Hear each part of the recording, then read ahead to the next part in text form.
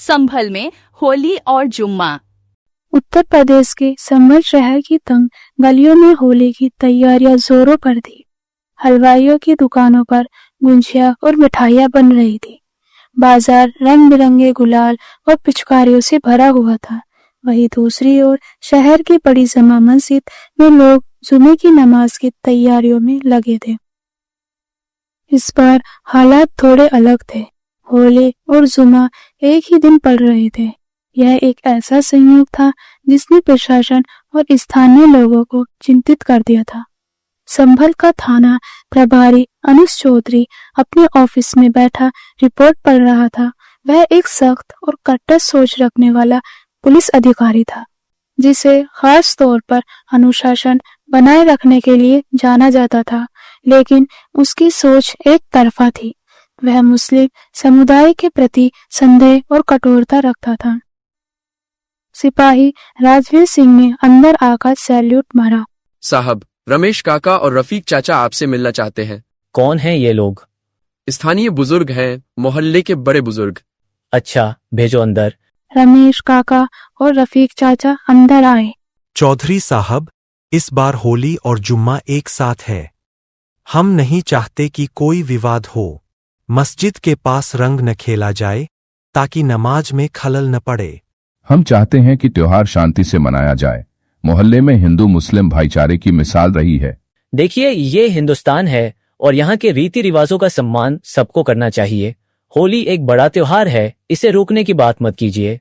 हम रोकने की बात नहीं कर रहे साहब, बस मस्जिद के पास थोड़ी सावधानी बरतने की गुजारिश कर रहे हैं। तो आप हमें सिखाएंगे कि कानून कैसे चलाना है? जब दशहरा या दिवाली होती है तब क्या कोई आपसे पूछता है? रमेश काका और रफीक चाचा ने एक दूसरे की ओर देखा। माहौल भारी हो गया था। चौधरी साहब, हमें आपसे ये उम्मीद नहीं थी। हम तो सिर्फ शांति की बात कर रहे थे। शांति बनाए रखना मेरा काम है, आप चिंता न करें। लेकिन कोई भी कानून से ऊपर नहीं है। होली पूरे जोश में मनेगी। रफीक चाचा निराश होकर बाहर निकल आए। रमेश काका भी गहरी सोच में पड़ गए। थाने से निकलने के बाद रफीक चाचा और रमेश काका मोहल्ले के अन्य बुजुर्गों से मिले। सभी लोग चिंतित थे कि कहीं अनुज चौधरी की सोच और रवैया तनाव न बढ़ा दे। उधर अनुज चौधरी अपने कुछ खास लोगों के साथ बैठा था। साहब, मुसलमान ज्यादा शोर कर रहे हैं इस बार। लगता है कुछ न कुछ गड़बड़ करने की फिराक में है। तो फिर हम भी उन्हें उनके तरीके से जवाब देंगे। इस बार होली ऐसी मनेगी कि सालों तक याद रखेंगे।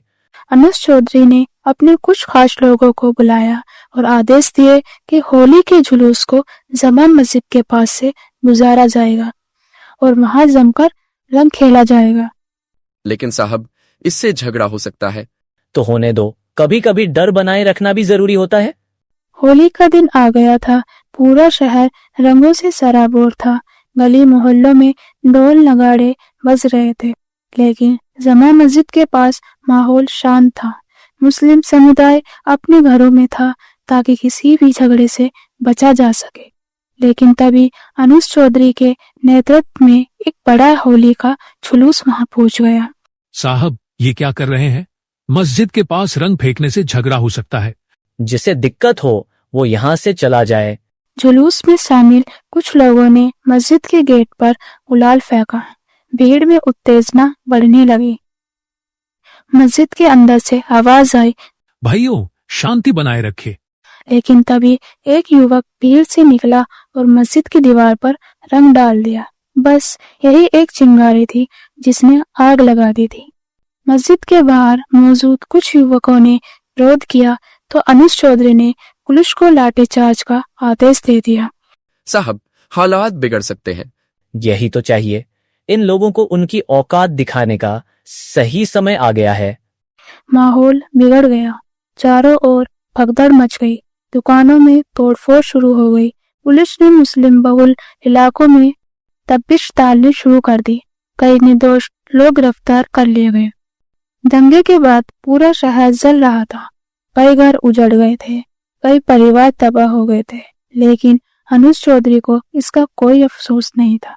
वह अपने कैबिन में बैठा मीडिया को बयान दे रहा था। हमने स्थिति को काबू में कर लिया है। कुछ शरारती तत्वों ने माहौल बिगाड़ने की कोशिश की थी, लेकिन प्रशासन ने उन्हें सही सबक सिखा दिया।